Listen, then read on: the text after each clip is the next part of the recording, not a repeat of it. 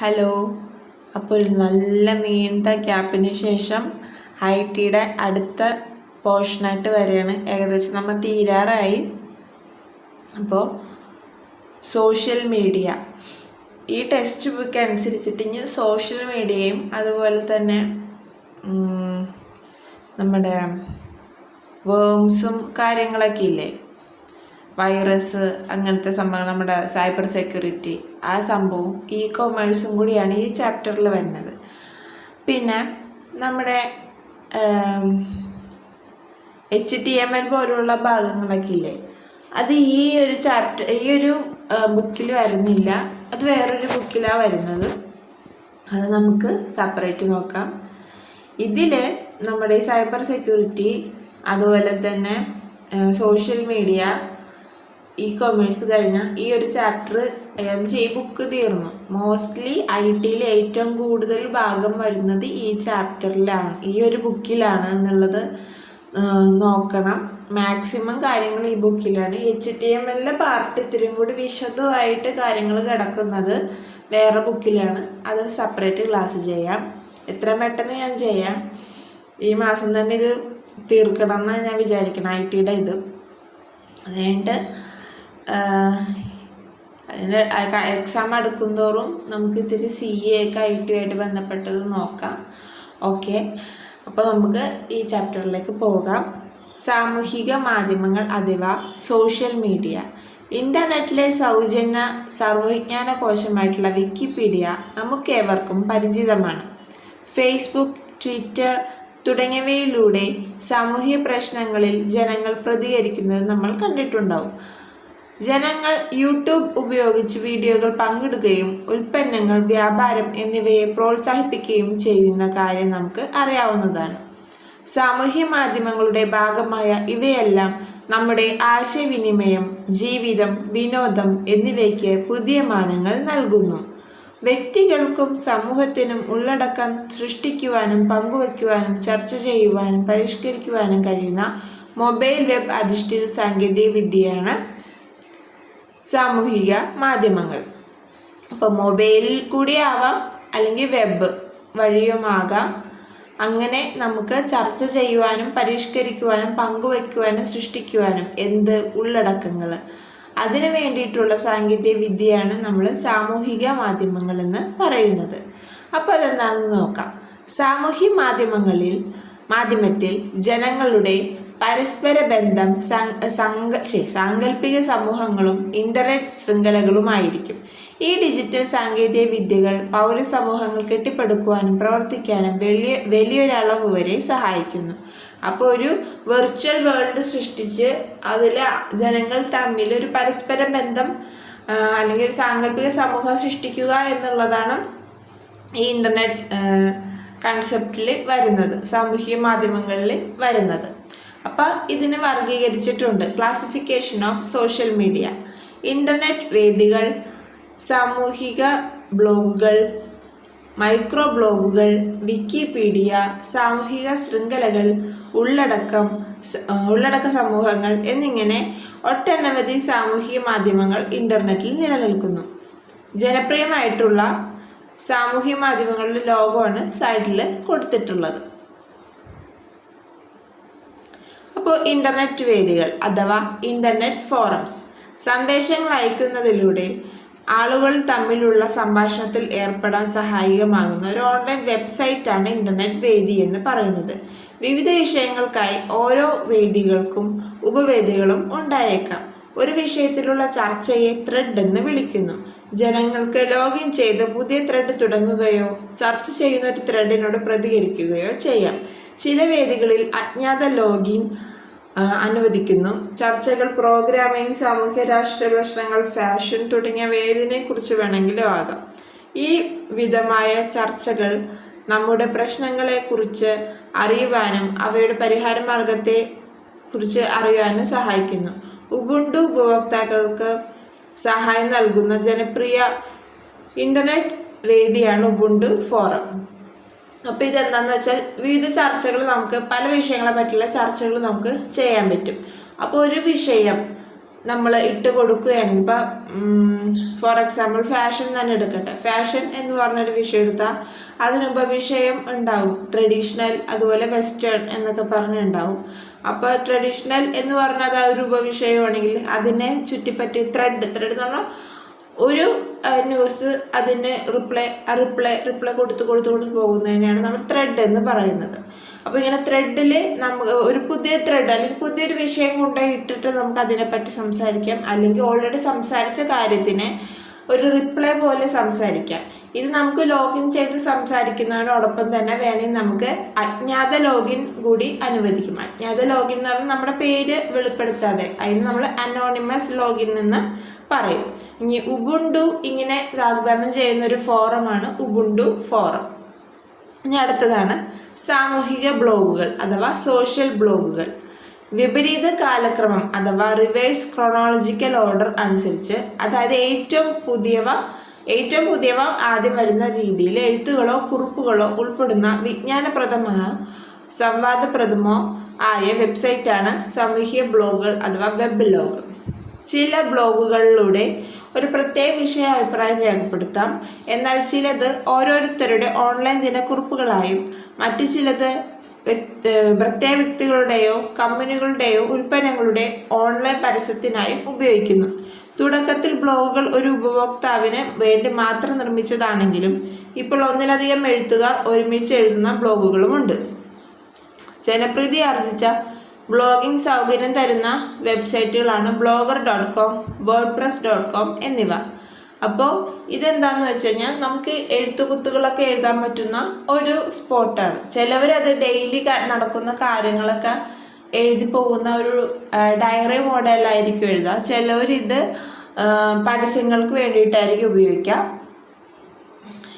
പിന്നെന്താ ഇതിനെ ഓർഡർ എങ്ങനെയാണെന്ന് വെച്ചാൽ ഏറ്റവും പുതിയവ ആദ്യം വരുന്ന രീതിയിലാണ് ഇതിലെ എഴുത്തുകളും കുറിപ്പുകളൊക്കെ പ്രത്യക്ഷപ്പെടുന്നത്. അതിന് നമ്മൾ വിപരീത കാലക്രമം അല്ലെങ്കിൽ റിവേഴ്സ് ക്രോണോളജിക്കൽ ഓർഡർ എന്ന് പറയും. തുടക്കത്തിൽ ഒരാൾക്ക് വേണ്ടിയിട്ടാണ് ബ്ലോഗുകൾ നിർമ്മിക്കാൻ വേണ്ടി നിർമ്മിച്ചതെങ്കിൽ ഇപ്പോൾ ഒരുപാട് എഴുത്തുകാർക്ക് ഒന്നിച്ച് എഴുതാൻ പറ്റുന്ന ബ്ലോഗുകളൊക്കെ ഉണ്ട്. പിന്നെ ജനപ്രീതി ആർജിച്ച ബ്ലോഗിംഗ് സൗകര്യം തരുന്ന വെബ്സൈറ്റുകളാണ് blogger.com, wordpress.com. ഇനി അടുത്തത് മൈക്രോ ബ്ലോഗുകൾ. മൈക്രോ ബ്ലോഗ്സ് എന്ന് പറഞ്ഞാൽ ഉപഭോക്താക്കൾക്ക് ഹ്രസ്വവാക്യങ്ങൾ, വ്യക്തിഗത ചിത്രങ്ങൾ അല്ലെങ്കിൽ വീഡിയോ ലിങ്കുകൾ എന്നിവ കൈമാറാൻ മൈക്രോ ബ്ലോഗുകൾ ഉപയോഗിക്കുന്നു. ആളുകൾക്ക് അവരുടെ ചുറ്റുപാടിൽ നിരീക്ഷിക്കുന്ന കാര്യങ്ങളും ഏതെങ്കിലും സംഭവങ്ങളെക്കുറിച്ചിട്ടുള്ള വിവരങ്ങളും വൈവിധ്യമാർന്ന മേഖലയിൽ നിന്നുള്ള അഭിപ്രായങ്ങളും പങ്കിടുവാൻ ജനം മൈക്രോ ബ്ലോഗ് ഉപയോഗിക്കുന്നു.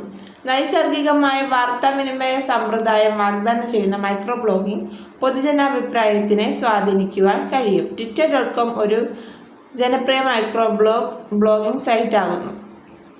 അപ്പം നമ്മൾ നേരത്തെ പറഞ്ഞ സോഷ്യൽ ബ്ലോഗ് പോലെ തന്നെ ഒരിതാണ് മൈക്രോ ബ്ലോഗ് എന്ന് പറയുന്നത്. ഇതിൻ്റെ പ്രത്യേകത എന്താണെന്ന് വെച്ച് കഴിഞ്ഞാൽ ഹ്രസ്വമായിട്ടുള്ള വാക്കുകൾ, കുറച്ച് ക്യാരക്ടേഴ്സ് മാത്രമേ നമുക്കതിൽ ടൈപ്പ് ചെയ്ത് വെക്കാൻ സാധിക്കുകയുള്ളൂ. ഇപ്പം നമ്മൾ യൂട്യൂബിൽ പറയുമ്പോൾ വീഡിയോ ഷോർട്സ് എന്ന് പറയുന്ന പോലെ വീഡിയോയിൽ നമുക്ക് കൂടുതൽ ലെങ്ത്തിലുള്ളത് ഇടാം, ഷോർട്സിൽ നമുക്ക് കുറച്ച് ലെങ്ത്തിലുള്ളത് ഇടാൻ പറ്റുള്ളൂ. അപ്പം അത്രേ ഉള്ളൂ ഇതിൽ വ്യത്യാസം. സെയിം ബ്ലോഗ് തന്നെയാണ് ഇത്. പിന്നെ ഇതിൽ നമുക്ക് വ്യക്തിഗത ചിത്രങ്ങൾ അല്ലെങ്കിൽ ഒരു വീഡിയോ ലിങ്ക് പിന്നെ ഹ്രസ്വമായ വാക്കുകൾ കൈകാര്യം ചെയ്യാൻ സാധിക്കുള്ളൂ. ഇതനുസരിച്ചിട്ട് നമുക്ക് എന്താണ് ഒരു വാർത്താവിനിമയ സമ്പ്രദായമാണ് ഇതിൽ നടക്കുന്നത്. അങ്ങനെ പൊതുജന അഭിപ്രായത്തിന് നമുക്ക് സ്വാധീനിക്കാനും സാധിക്കും. പിന്നെ twitter.com ഇപ്പോൾ അതിന് എന്താ പറയുക, എക്സ് അല്ലേ. അപ്പോൾ അതൊക്കെ ഒരു ജനപ്രിയ മൈക്രോ ബ്ലോഗിംഗ് സൈറ്റിന് എക്സാമ്പിളായിട്ട് നമുക്ക് പറയാവുന്നതാണ്. അടുത്തതാണ് വിക്കികൾ. വിക്കീസ് ഏതൊരാൾക്കും ഒരു വെബ് പേജിൽ വിവരങ്ങൾ കൂട്ടിച്ചേർക്കാനും നിലവിലുള്ള വിവരങ്ങൾ മാറ്റം വരുത്താനും സ്വാതന്ത്ര്യം നൽകുന്ന സാമൂഹിക വസ്തുതകൾ കൈകാര്യം ചെയ്യുകയും ചെയ്യുന്ന ഒരു സംവിധാനമാണ് വിക്കി. വിക്കികളിൽ ഉപഭോക്താക്കൾ വരുത്തുന്ന തിരുത്തലുകൾ മറ്റുള്ളവർ സൂക്ഷ്മ നിരീക്ഷണം നടത്തുന്നതിനാൽ തെറ്റായ വിവരങ്ങൾ, പരസ്യങ്ങൾ തുടങ്ങിയവ അപ്പോൾ തന്നെ വിക്കിയിൽ നിന്നും നീക്കം ചെയ്യുന്നു. സ്വതന്ത്ര ഓപ്പൺ വിജ്ഞാനകോശമായിട്ടുള്ള വിക്കിപീഡിയയുടെ മലയാള ഭാഷാ പതിപ്പാണ് ml.wikipedia.org. വെബിലെ ഏറ്റവും കൂടുതൽ ജനപ്രിയമായ ഓൺലൈൻ സ്വതന്ത്ര ഓൺലൈൻ സർവ്വവിജ്ഞാനകോശമാണ് wikipedia.org. ഇതെന്താണെന്ന് നമുക്ക് ഒന്നൊരു പറയാം. വിക്കികൾ എന്ന് പറഞ്ഞു കഴിഞ്ഞാൽ ഏതൊരാൾക്കും കയറി അതിൽ എഡിറ്റ് ചെയ്തിട്ട് പുതിയ വസ്തുതകൾ ചേർക്കാം. പിന്നെ ആരെങ്കിലും എന്തെങ്കിലുമൊക്കെ ടൈപ്പ് ചെയ്തതിൽ എന്തെങ്കിലും തെറ്റുണ്ടെങ്കിൽ അതിന് സൂക്ഷ്മ നിരീക്ഷണം നടത്തി തെറ്റുകളുണ്ടെങ്കിൽ അതിന് തിരുത്തുന്നത് കൊണ്ട് തെറ്റായ വിവരങ്ങൾ, പരസ്യങ്ങൾ ഇതൊക്കെ വിക്കിയിൽ നിന്നും ഇടയ്ക്കിടയ്ക്ക് മാറ്റപ്പെടുന്നതാണ്. പിന്നെ മലയാള ഭാഷ പതിപ്പാണ് ml.wikipedia.org. ഏറ്റവും കൂടുതൽ ജനപ്രിയമായിട്ടുള്ള സ്വതന്ത്ര ഓൺലൈൻ സർവ്വവിജ്ഞാനകോശമാണ് wikipedia.org. ഇനി വിക്കിപീഡിയയുടെ കുറച്ച് കാര്യങ്ങൾ കൂടി ഇവിടെ കൊടുത്തിട്ടുണ്ട്. ഏതൊരാൾക്ക് വിഭവങ്ങൾ കൂട്ടിച്ചേർക്കാനും തിരുത്തുവാനും കഴിയുന്ന ഓൺലൈൻ വിജ്ഞാനകോശമാണ് വിക്കിപീഡിയ. 2001 ജനുവരി 15 ജിമ്മി വെയിൽസ്, ലാറി ഡാങ്കർ എന്നിവർ വിക്കിയുടെ സാങ്കേതികത്വവും സങ്കല്പവും ഉപയോഗിച്ചാണ് വിക്കിപീഡിയ തുടങ്ങിയത്. വിക്കിപീഡിയയിൽ 300 ഭാഷകളിലായി ഏകദേശം 300 കോടി ലേഖനങ്ങൾ അടങ്ങിയിരിക്കുന്നു. ഇൻ്റർനെറ്റിൽ ഏറ്റവും കൂടുതൽ ആളുകൾ സന്ദർശിച്ച വിക്കിപീഡിയയുടെ ആംഗലേയ ഭാഷ പതിപ്പിൽ തന്നെ 44 ലക്ഷത്തോളം ലേഖനങ്ങളുണ്ട്. വിവിധ വിഷയങ്ങളിലുള്ള ലേഖനങ്ങൾ വളരെ വിപുലവും വ്യക്തവുമായി ഇതിൽ നൽകുന്നു. ഇതിലെ ഓരോ ലേഖനങ്ങളിൽ നിന്നും വിക്കിപീഡിയയിലേക്കോ മറ്റു പുറമേയുള്ള വിഭവങ്ങളിലേക്കോ ലിങ്കുകളും ലഭ്യമാണ്. അപ്പം നമ്മളതിനെ ഹൈപ്പർ ലിങ്ക് എന്ന് വിളിക്കും. എല്ലാ ഉപഭോക്താക്കൾക്കും ഇതിൽ വിഭവങ്ങൾ കൂട്ടിച്ചേർക്കുകയോ മാറ്റം വരുത്തുകയോ ചെയ്യാവുന്നതിനാൽ വിഭവങ്ങൾ ഗുണനിലവാര ലേഖന കർത്താവിനെ ആശ്രയിച്ചിരിക്കും. വിക്കിപീഡിയയുടെ മലയാള പതിപ്പ് www.ml.wikipedia.org ലഭ്യമാണ്. അപ്പോൾ 2001 ജനുവരി 15 ജിമ്മി വെയിൽസും ലാറി ഡാങ്കറും വിക്കിപീഡിയ എന്നുള്ളൊരു സംഭവം തുടങ്ങിയത്. അപ്പോൾ വിക്കിപീഡിയ ദിനം എന്ന് ചോദിച്ചാൽ അത് ജനുവരി 15. വിക്കിപീഡിയയിൽ 300 ഭാഷകൾ ഉണ്ട് ഏകദേശം. അതിൽ 300 കോടി ലേഖനങ്ങൾ അടങ്ങിയിട്ടുണ്ട്. പിന്നെ ഇംഗ്ലീഷ് ഭാഷ പതിപ്പിൽ തന്നെ 44 ലക്ഷത്തോളം ലേഖനങ്ങളുണ്ട്. പിന്നെ ഇതിൽ വേറെന്താ, ഇതിൽ വിഭവങ്ങൾ കൂട്ടിച്ചേർക്കുകയോ മാറ്റം വരുത്തുകയോ ഒക്കെ ചെയ്യാം. പിന്നെ ഇതിൽ ചേർത്ത ആളുടെ ആശ്രയിച്ചിരിക്കും അതിൻ്റെ ആ ഒരു സ്റ്റാൻഡേർഡ്, ലാംഗ്വേജ് സ്റ്റാൻഡേർഡ് ഒക്കെ എഴുതിയാക്കുന്ന ആളെ അനുസരിച്ചിരിക്കും. പിന്നെ മലയാള പതിപ്പ് നമ്മൾ ഓൾറെഡി പറഞ്ഞു, ml.wikipedia.org. ഇനി സോഷ്യൽ നെറ്റ്വർക്ക്. വ്യക്തിഗതമായ വെബ് പേജുകൾ നിർമ്മിക്കുവാൻ ആളുകളെ അനുവദിക്കുകയോ അവ ഉപയോഗിച്ച് സുഹൃത്തുക്കളുമായി സംവേദനം നടത്തുവാനോ ആശയങ്ങൾ പങ്കുവെക്കാൻ സഹായിക്കുന്നവയാണ് സോഷ്യൽ നെറ്റ്വർക്ക് ശൃംഖലകൾ. ഇവ ഉപയോഗിച്ച് ലേഖനങ്ങൾ, ചിത്രങ്ങൾ, വീഡിയോകൾ തുടങ്ങി പങ്കിടുകയും അവയെപ്പറ്റി അഭിപ്രായ പ്രകടനം നടത്തുവാനും കഴിയും. ഈ വെബ്സൈറ്റുകളിൽ പൊതുവായ വിഷയങ്ങൾക്കോ അല്ലെങ്കിൽ പ്രൊഫഷണൽ ശൃംഖലയിൽ പോലെ ഒരു പ്രത്യേക വിഷയമോ ചർച്ച ചെയ്യാൻ ഉപയോഗിക്കുന്നു. facebook.com, linkedin.com തുടങ്ങിയവ ജനപ്രീതി ആർജിച്ച സാമൂഹിക ശൃംഖലകൾ ആകുന്നു. ഇതെന്താ സംഭവം? നമ്മുടെ ഫേസ്ബുക്ക് ഓർത്താൽ മതി. അതായത് നമുക്ക് സ്വന്തമായിട്ട് നമ്മളെ പ്രതിനിധീകരിക്കാനുള്ളൊരു വെബ് പേജ് ഉണ്ടാക്കാനായിട്ട് ഹെൽപ്പ് ചെയ്യുന്ന ഒരു സൈറ്റാണ് സോഷ്യൽ നെറ്റ്വർക്ക് എന്ന് പറയുന്നത്. ഇത് ഉപയോഗിച്ച് നമുക്ക് എന്തൊക്കെ ചെയ്യാൻ പറ്റും നമുക്ക് തന്നെ അറിയാം. എന്തൊക്കെ ലേഖനങ്ങൾ, ചിത്രങ്ങൾ, വീഡിയോകളൊക്കെ ഇതാക്കാം. പിന്നെ ഇതിൽ പ്രൊഫഷണലായിട്ടും അല്ലാത്ത കാര്യങ്ങളും ചർച്ച ചെയ്യാൻ സാധിക്കും. ഇനി കോണ്ടൻറ് കമ്മ്യൂണിറ്റീസ് അല്ലെങ്കിൽ ഉള്ളടക്ക സമൂഹങ്ങൾ. ചിത്രങ്ങൾ, വീഡിയോകൾ തുടങ്ങിയ ഉള്ളടക്കങ്ങൾ ക്രമപ്പെടുത്തുകയും പങ്കിടുകയും ചെയ്യുന്ന വെബ്സൈറ്റാണ് ഉള്ളടക്ക സമൂഹങ്ങൾ. ജനപ്രീതി ആർജിച്ച youtube.com വീഡിയോകളും flipkart.com ചിത്രങ്ങളും പങ്കിടുന്നു. ഇന്നത്തെ മിക്ക സാമൂഹിക മാധ്യമ വെബ്സൈറ്റുകളും ഒന്നിലധികം സേവനങ്ങൾ ലഭ്യമാക്കുന്നു. അതായത് സാമൂഹിക ശൃംഖല, മൈക്രോ ബ്ലോഗിംഗ്, ഇൻ്റർനെറ്റ് വേദി ബ്ലോഗിംഗ് എന്നീ സാമൂഹ്യ മാധ്യമങ്ങൾ സാമൂഹിക സ്വാധീനം ചെലുത്തുന്നവയാണെന്ന് പഠനങ്ങളിലെ വെളിപ്പെടുത്തിയിട്ടുണ്ട്. അപ്പോൾ കോണ്ടൻറ് കമ്മ്യൂണിറ്റീസ് എന്ന് പറയുമ്പോൾ നമ്മുടെ യൂട്യൂബ് എന്ന് പറയുമ്പോൾ വീഡിയോ ഒരു കണ്ടൻ്റാക്കി ഇടുക. അതുപോലെ ചിത്രങ്ങൾ ഒരു കണ്ടൻ്റായിട്ട് ഇടുന്നതിന് flipkart.com. പിന്നെ മിക്കവാറും എല്ലാവരും എല്ലാം പ്രൊവൈഡ് ചെയ്യുന്നുണ്ട്. എല്ലാ സാമൂഹ്യ മാധ്യമങ്ങളും എല്ലാ കാര്യങ്ങളും പ്രൊവൈഡ് ചെയ്യുന്നുണ്ട് ഇപ്പം നിലവിൽ. പിന്നെ ഇത് നമ്മുടെ സാമൂഹിക സ്വാധീനം ചെലുത്തുന്നതാണെന്ന്, അതായത് ഇത് ഭയങ്കര നമ്മൾ മെൻ്റലി ഇൻവോൾവ് ആവുന്നുണ്ട് നമ്മുടെ സമൂഹത്തിൽ എന്നുള്ളതും കൂടി ഇതിൽ പറയുന്നുണ്ട്. ഇതിൻ്റെ നേട്ടം എന്താണെന്ന് വെച്ച് കഴിഞ്ഞാൽ ആളുകളെ ഒരുമിച്ച് ചേർക്കുന്നു. നീണ്ട കാത്തിരിപ്പിന് ശേഷം ബാല്യകാല സുഹൃത്തുക്കളെ കണ്ടെത്തുവാനും പുതിയ സൗഹൃദ വലയം സൃഷ്ടിക്കുവാനും സാമൂഹിക മാധ്യമങ്ങളിലൂടെ കഴിയുന്നു. പരിപാടികളുടെ ആസൂത്രണവും ക്രമീകരണവും. ചില പരിപാടികൾ പങ്കെടുക്കുവാനും സംഘടിപ്പിക്കാനും ഉപയോക്താക്കളെ സഹായിക്കുന്നു. വാണിജ്യ പ്രചരണം. വാണിജ്യ ഇടപാടുകാരുമായിട്ട് ബന്ധപ്പെടുക, വിപണന പ്രചാരം, മതിപ്പ് നിലനിർത്തുക തുടങ്ങിയ കാര്യങ്ങളിലൂടെ വാണിജ്യ അവസരങ്ങൾ സാമൂഹ്യ മാധ്യമങ്ങൾ ഒരുക്കുന്നു. സാമൂഹിക നൈപുണ്യം. ആളുകൾക്ക് ചില പ്രത്യേക പ്രശ്നങ്ങളിലൂടെ അഭിപ്രായം രേഖപ്പെടുത്താൻ, കാഴ്ചപ്പാടുകൾ പ്രതിഫലിപ്പിക്കാനും അതുവഴി സാമൂഹ്യ മാറ്റത്തിൻ്റെ പ്രതിനിധിയായി തീരാൻ ഇവ സഹായകമാണ്. പൊതുവായ അഭിപ്രായ രൂപീകരണം. അവഗണിക്കപ്പെട്ട ചില പ്രധാന വിഷയങ്ങൾക്ക് കൂടുതൽ പ്രാമുഖ്യം നൽകുകയും അതുവഴി കൂടുതൽ ആളുകൾ മറ്റു മുഖ്യധാര മാധ്യമങ്ങളിലേക്ക് എത്തിച്ച് പൊതുജനാഭിപ്രായം ഏകീകരിക്കാൻ കഴിയുന്നു. ഉദാഹരണം ഹാഷ്ടാഗുകൾ. നമുക്ക് അതൊന്നും കൂടി നോക്കാം എന്തൊക്കെയാണ് അഡ്വാൻറ്റേജസ് എന്ന്. ആളുകൾ ഒരുമിച്ച് ചേർക്കുന്നു. ഇത് നമുക്കറിയാവുന്ന കാര്യമാണ്. നമ്മുടെ പഴയ ഫ്രണ്ട്സിനൊക്കെ നമുക്ക് നീണ്ട കാലത്തിന് ശേഷം നമുക്ക് കണ്ടുമുട്ടി ആ സൗഹൃദ വലയം പുനഃസൃഷ്ടിക്കാനായിട്ട് നമുക്ക് സാധിക്കും. പിന്നെ പരിപാടികൾ ആസൂത്രണം ചെയ്യാൻ ക്രമീകരിക്കും. അതായത് നമുക്ക് ഒരു സ്ഥലത്ത് പോയി നിന്ന് ചർച്ച ചെയ്ത് നമുക്ക് സമയം കളയണ്ട. നമുക്ക് വേറൊരു വർക്കിൻ്റെ ഇടയിൽ പോലും നമുക്ക് പ്ലാനിങ് ഒക്കെ ചെയ്യാൻ സാധിക്കും. വാണിജ്യ പ്രചരണം. നമ്മുടെ കാര്യങ്ങളൊക്കെ നമ്മൾ പുതിയതായിട്ട് അഡ്വർടൈസ് ചെയ്യുന്നതിന് വേണ്ടിയിട്ട് നമുക്ക് ഇതേപോലെ സോഷ്യൽ മീഡിയ യൂസ് ചെയ്യാം. പിന്നെ സാമൂഹിക നൈപുണ്യം. പിന്നെ ചില ആൾക്കാർക്ക് അഭിപ്രായങ്ങൾ സമൂഹത്തിന് വന്നിട്ട് പറയാനായിട്ടുള്ളൊരു ധൈര്യം ഉണ്ടാവില്ല. പക്ഷെ ഇങ്ങനെ ഒരു പ്ലാറ്റ്ഫോം വരുമ്പോൾ പല കാര്യങ്ങളും അവർക്ക് പറയാൻ ആയിട്ട് സഹായിക്കും. പിന്നെ പൊതുവായ അഭിപ്രായ രൂപീകരണം. ചില വിഷയങ്ങൾ അത്ര ശ്രദ്ധ നേടിയിട്ടുണ്ടാവില്ല.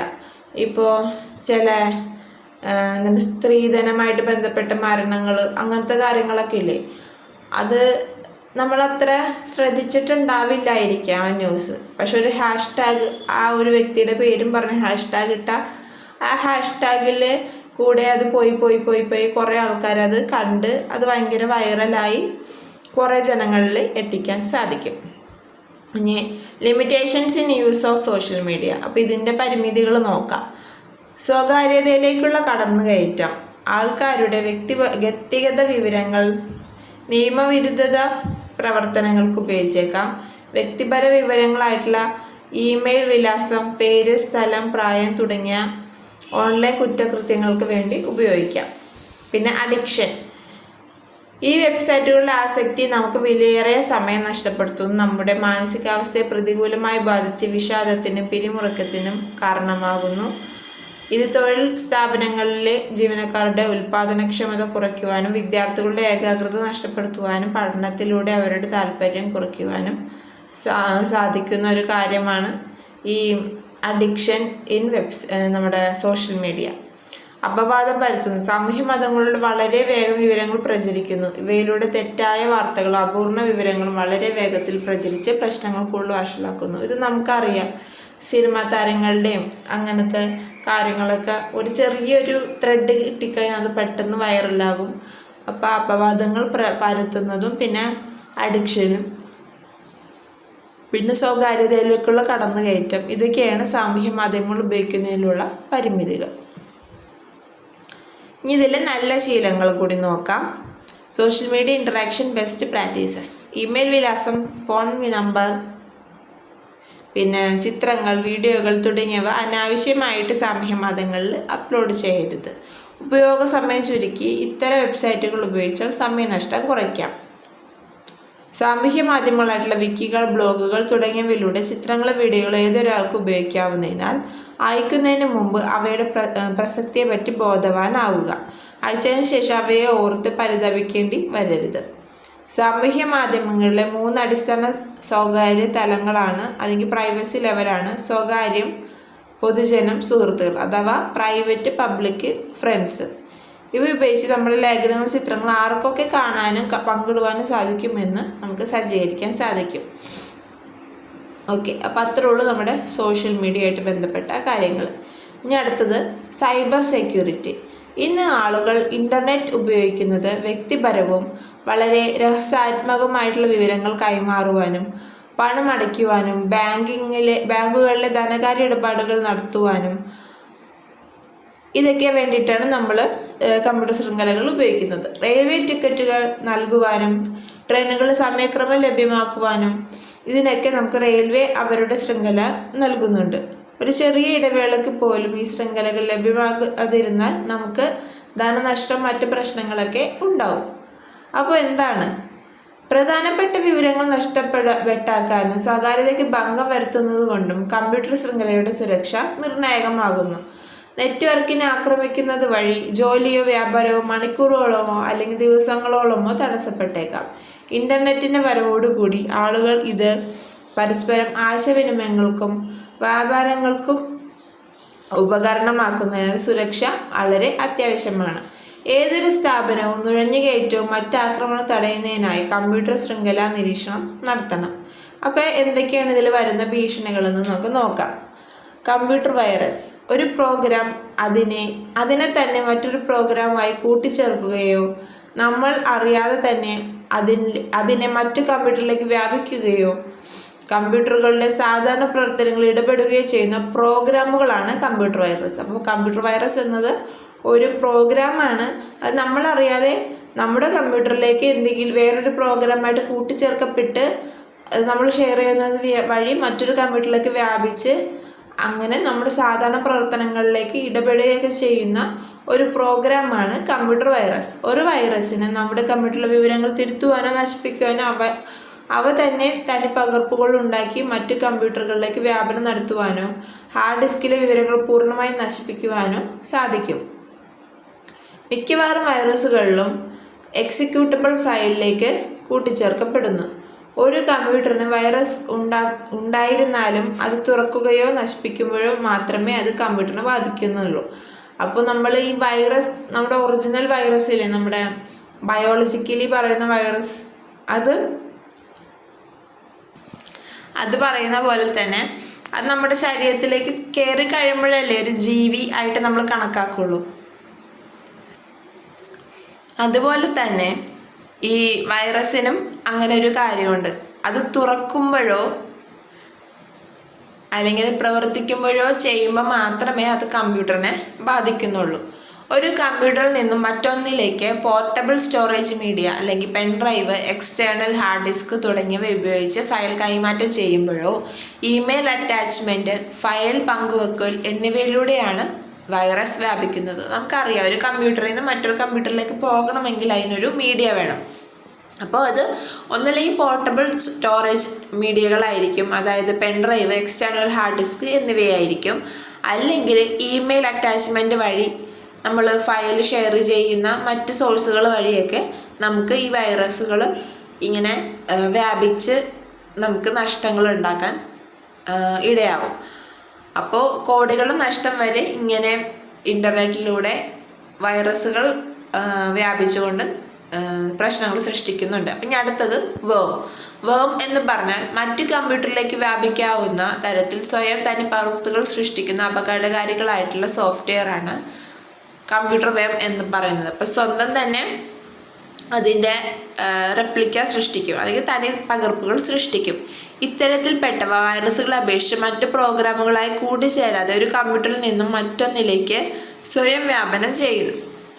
ഇവ കമ്പ്യൂട്ടർ ശൃംഖലയുടെ ബാൻഡ് വിഡ്ത്ത് അപഹരിച്ച് വിവര കൈമാറ്റത്തിൻ്റെ വേഗത കുറയ്ക്കുന്നു. ഒരു ഇമെയിൽ അഡ്രസ് ബുക്കിലെ എല്ലാ ഇമെയിൽ വിലാസങ്ങൾക്കും വേമിൻ്റെ ഒരു പകർപ്പ് അയക്കുവാൻ സാധിക്കും. അങ്ങനെ ഓരോ സ്വീകർത്താക്കളുടെ ഇമെയിൽ അഡ്രസ്സിലെ ബുക്കിലെ ഇമെയിലിലേക്ക് പകർപ്പ് അയക്കുന്ന പ്രക്രിയ തുടർന്നുകൊണ്ടിരിക്കുന്നു. അപ്പോൾ ഇതെന്താണെന്ന് വെച്ചാൽ വേം എന്ന് പറയുന്നത് സ്വന്തമായിട്ട് തന്നെ പകർപ്പുകൾ സൃഷ്ടിക്കുന്ന ഒരു അപകടകാരിയായിട്ടുള്ള സോഫ്റ്റ്വെയറാണ് കമ്പ്യൂട്ടർ വേം എന്ന് പറയുന്നത്. ഇവർ വൈറസിനെ അപേക്ഷിച്ചിട്ട് വേറെ പ്രോഗ്രാമുകളായിട്ട് കൂട്ടിച്ചേരാതെ തന്നെ മറ്റു ഇതിലേക്ക് വ്യാപനം നടത്താനായിട്ട് സാധിക്കും. പിന്നെ ഇമെയിൽ വഴിയാണ് പോകുന്നതെങ്കിൽ ആ ഇമെയിൽ അഡ്രസ് ബുക്കിലുള്ള ആൾക്കാർ ആരൊക്കെയുണ്ടോ അവർക്കൊക്കെ ഇതിൻ്റെ ഒരു പകർപ്പ് അയക്കും. ആ അയച്ച ആൾക്കാരില്ലേ, ആ അയച്ച ആൾക്കാരുടെ അഡ്രസ് ബുക്കിലുള്ള ആൾക്കാർക്കും ഈ പകർപ്പ് അയക്കും. അങ്ങനെ ഇത് വ്യാപിച്ചുകൊണ്ടേ ഇരിക്കും. ഇനി ഇതിൽ താഴെ കൊടുത്തിട്ടുണ്ട് ഐ ലവ് യു വേം. 2000 കമ്പ്യൂട്ടറുകളെ ബാധിച്ച ഈ വേം ഒട്ടുമിക്ക ഫയലുകളും മാറ്റി എഴുതി ഉപഭോക്താക്കൾക്ക് ഐ ലവ് യു എന്ന വിഷയത്തോടെ ലഭ്യമായ email love letter for you txt.vbs എന്ന ഫയൽ അറ്റാച്ച്മെൻ്റായി നൽകി. ഇത് ക്ലിക്ക് ചെയ്യുമ്പോൾ വേം കമ്പ്യൂട്ടറെ ബാധിക്കുകയും ഫയലുകൾ നഷ്ടപ്പെടുകയും ചെയ്യുന്നു. അപ്പോൾ ഐ ലവ് യു വേം ഇത് 2000 കമ്പ്യൂട്ടറുകളെ ബാധിച്ചിട്ടുള്ളൊരു വേമാണ്. ഇതിൽ നമുക്കറിയാമല്ലോ ഇമെയിലിൽ സബ്ജക്റ്റ് എന്ന് പറഞ്ഞിട്ടൊരു കോളമുണ്ട്. അവിടെ ഐ ലവ് യു എന്ന് ടൈപ്പ് ചെയ്ത് വെക്കും.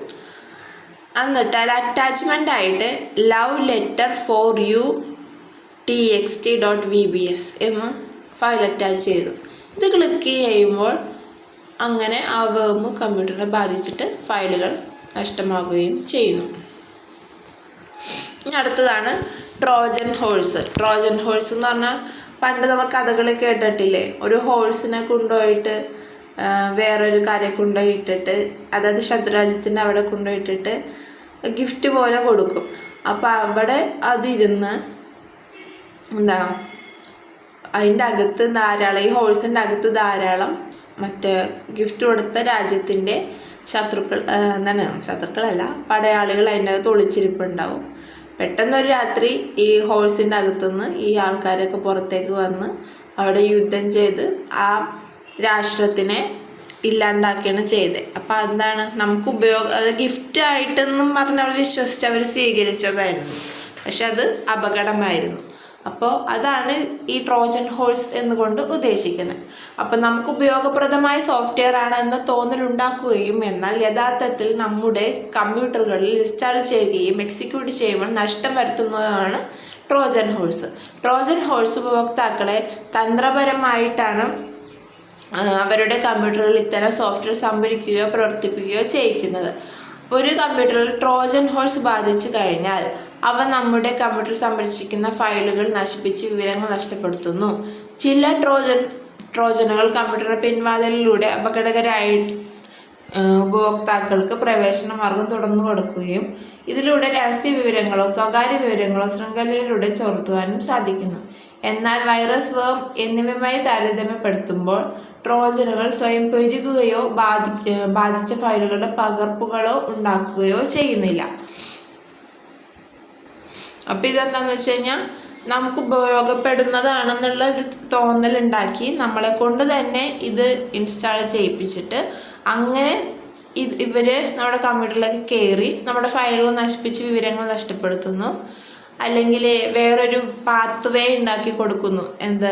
അപകടകരമായിട്ടുള്ള ആൾക്കാർക്ക് പ്രവേശന മാർഗം ഉണ്ടാക്കി കൊടുക്കുക. ഇതൊക്കെയാണ് ഇതിൻ്റെ ഒരു ഉദ്ദേശം. പിന്നെ വൈറസ് വേം അപേക്ഷിച്ചിട്ട് ഇതിന് സ്വന്തം ഒരു പകർപ്പുകൾ ഉണ്ടാക്കാൻ സാധിക്കില്ല. ഇനി അടുത്തത് ഇൻ്റർനെറ്റ് എക്സ്പ്ലോറർ സൗജന്യമായി നവീകരിക്കാം എന്ന വാഗ്ദാനത്തോടെ IE0199.exe എന്ന ഫയൽ ഉൾപ്പെടുത്തിയൊരു സന്ദേശം ഇമെയിൽ ഉപഭോക്താക്കൾക്ക് ലഭിച്ചു. ഉപഭോക്താക്കളോട് ഈ പ്രോഗ്രാം ഡൗൺലോഡ് ചെയ്ത ഇൻസ്റ്റാൾ ചെയ്യുവാൻ ഈ സന്ദേശത്തിലൂടെ നിർദ്ദേശിക്കപ്പെട്ടു. ഈ നിർദ്ദേശം പാലിച്ച എല്ലാ ഉപഭോക്താക്കൾക്കും ഫയലുകൾ ഇത് ബാധിക്കുകയും ചെയ്തു. അപ്പോൾ IE0199.exe എന്ന ഫയലായിരുന്നു അത്. ഇൻ്റർനെറ്റ് എക്സ്പ്ലോറർ സൗജന്യമായിട്ട് നവീകരിക്കാം എന്ന വാഗ്ദാനത്തോടു കൂടിയായിരുന്നു ആ സംഭവം. അപ്പോൾ അത് ഇൻസ്റ്റാൾ ചെയ്ത ആൾക്കാർക്കൊക്കെ പണി കിട്ടി. അപ്പോൾ ഞാൻ പറഞ്ഞ ട്രോജൻ യുദ്ധത്തിൻ്റെ ഡീറ്റെയിൽ ആയിട്ടുള്ള കഥ ഇതിൽ കൊടുത്തിട്ടുണ്ട്. നമുക്കതൊന്ന് നോക്കാം. ഗ്രീക്ക് പുരാണത്തിൽ ഗ്രീക്ക് രാജകുമാരിയായ ഹെലന ട്രോയി പട്ടണത്തിലെ രാജകുമാരൻ അപഹരിച്ചു കൊണ്ടുപോയതിന് ശേഷം ഗ്രീക്കുകാരും ട്രോയി പട്ടണവും തമ്മിൽ നടന്ന യുദ്ധമാണ് ട്രോജൻ യുദ്ധമായി അറിയപ്പെടുന്നത്. നീണ്ട 10 വർഷക്കാലം ട്രോയി പട്ടണവുമായി ഗ്രീക്കുകാർ യുദ്ധത്തിൽ ഏർപ്പെട്ടു. യുദ്ധത്തിൽ മനം മടുത്ത ഗ്രീക്ക് പട്ടാളക്കാർ അവരവരുടെ വീടുകളിലേക്ക് മടങ്ങുവാനുള്ള ആഗ്രഹം പ്രകടിപ്പിച്ചു. പിന്നീട് ഗ്രീക്ക് ദേവതയായ അഥീന യുദ്ധം അവസാനിപ്പിക്കാനുള്ള ആശയം ഗ്രീക്കുകാർക്ക് നൽകി. അതിനുവേണ്ടി അവർ പൊള്ളയായ ഒരു മരക്കുതിരയെ നിർമ്മിക്കുകയും അതിൽ പട്ടാളക്കാരെ നിറയ്ക്കുകയും ചെയ്തു. അതിനുശേഷം ട്രോജൻകാർക്കുള്ള സമ്മാനം എന്ന നിലയിൽ ഉപേക്ഷിക്കുകയും ചെയ്തു. ബാക്കിയുള്ള ഗ്രീക്ക് പട്ടാളക്കാർ അവരുടെ താവളം ഉപേക്ഷിക്കുന്നു എന്ന തോന്നൽ ഉളവാക്കി പിന്മാറുകയും ചെയ്തു. ഇതോടെ ട്രോജൻകാർ യുദ്ധത്തിൽ വിജയിച്ചു എന്ന് കരുതുകയും ഗ്രീക്കുകാരുടെ മരക്കുതിരയെ ട്രോയ് പട്ടണത്തിലേക്ക് വലിച്ചു കൊണ്ടുപോയി വിജയാഘോഷം ആരംഭിച്ചു. രാത്രിയിൽ എല്ലാവരും ഗാഢനിദ്രയിലാർന്ന സമയത്ത് ഗ്രീക്ക് പട്ടാളക്കാർ മരക്കുതിരയിലുള്ളിൽ നിന്നും പുറത്തിറങ്ങി ഉറങ്ങിക്കിടന്ന ട്രോജൻ പട്ടാളക്കാരെ വധിക്കുകയും രാജകുമാരി ഹെലനയെ രക്ഷിക്കുകയും ചെയ്തു. ഇനി സ്പാം എന്താണെന്ന് നോക്കാം. ഇമെയിൽ ഉപഭോക്താക്കളുടെ സമ്മതമില്ലാതെ ഒരു ഉൽപ്പന്നത്തിൻ്റെയോ സേവനത്തിൻ്റെയോ പ്രചരണത്തിന് വേണ്ടി എല്ലാവർക്കും അയക്കപ്പെടുന്ന സന്ദേശങ്ങളാണ് സ്പാമുകൾ അല്ലെങ്കിൽ ജങ്ക് മെയിലുകൾ എന്ന് പറയും. നമുക്കെല്ലാം അനുഭവമുള്ള കാര്യമായതുകൊണ്ട് തന്നെ ഡീറ്റെയിൽ ആയിട്ടത് ഞാൻ പറയേണ്ട ആവശ്യമില്ലല്ലോ. അപ്പോൾ നമുക്ക് ആവശ്യമില്ലാതെ കുറേ ജങ്കായിട്ട് ഇങ്ങനെ മെസ്സേജ് അയക്കുന്നതിനാണ് സ്പാം എന്ന് പറയുന്നത്, നമ്മുടെ സമ്മതമില്ലാതെ. ഇത്തരം ഇമെയിലുകൾ അയക്കുന്നവർക്ക് ചാറ്റ് റൂമുകൾ, വെബ്സൈറ്റുകൾ, ഉപഭോക്താക്കളുടെ പട്ടികകൾ, വാർത്താക്കൂട്ടങ്ങൾ തുടങ്ങിയവയിൽ നിന്നാണ് ഇമെയിൽ വിലാസങ്ങളൊക്കെ ശേഖരിക്കുന്നത്. അപ്പോൾ സ്പാമുകളിലെ ലിങ്കുകളിൽ ക്ലിക്ക് ചെയ്യുമ്പോൾ ചില വൈറസുകൾ ഉൾക്കൊള്ളുന്ന വെബ്സൈറ്റുകൾ ഉപഭോക്താക്കൾക്ക് അയച്ചു തന്നേക്കാം. ഇന്ന് ഒട്ടുമുക്ക ഇമെയിൽ സേവനദാതാക്കളും യഥാർത്ഥ ഇമെയിലുകളെയും സ്പാമുകളെയും തമ്മിൽ വേർതിരിച്ചറിയുന്ന ഒരു ഫിൽറ്റർ ഉണ്ട്. അപ്പം നമ്മൾ ഈ മുകളിൽ കാണുന്നത് ഇമെയിൽ മെനുവിൽ സ്പാം എന്ന് പറഞ്ഞിട്ടുള്ള അതിലാണ് സ്പാം മെസ്സേജുകളൊക്കെ പോകുന്നത്. അങ്ങനൊരു ഫിൽറ്ററുണ്ട്. ഇനി ഹാക്കിംഗ് എന്താണെന്ന് നോക്കാം.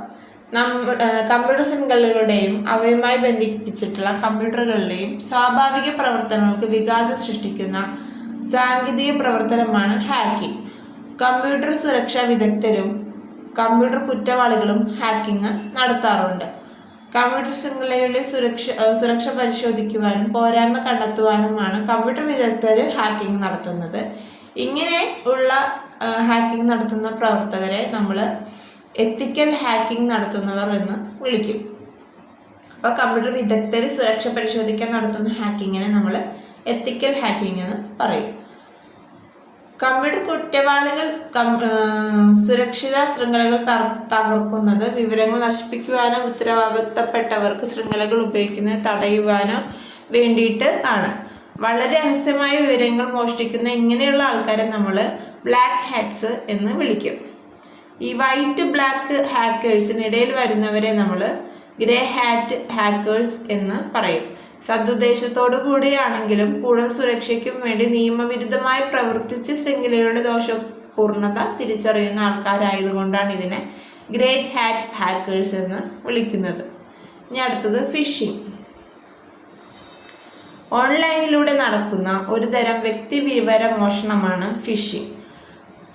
പ്രമുഖ ബാങ്കുകളുടെയും ധനകാര്യ സ്ഥാപനങ്ങളുടെയും വെബ്സൈറ്റുകളോട് സാമ്യം തോന്നത്തക്ക രീതിയിൽ URL-ഉം ഹോം പേജ് നിർമ്മിച്ച് അതിലൂടെ ഇടപാടുകാരുടെ യൂസർ നെയിം, പാസ്വേഡ്, ക്രെഡിറ്റ് കാർഡുകളുടെ വിശദാംശങ്ങൾ തുടങ്ങിയവ കൈക്കലാക്കാൻ ശ്രമിക്കുന്നതാണ് ഫിഷിംഗ്. ഇത്തരം തെറ്റിദ്ധരിപ്പിക്കുന്ന വെബ് പേജ് നിർമ്മാണത്തിൽ നമ്മൾ സ്പൂഫിംഗ് എന്നറിയപ്പെടുന്നു.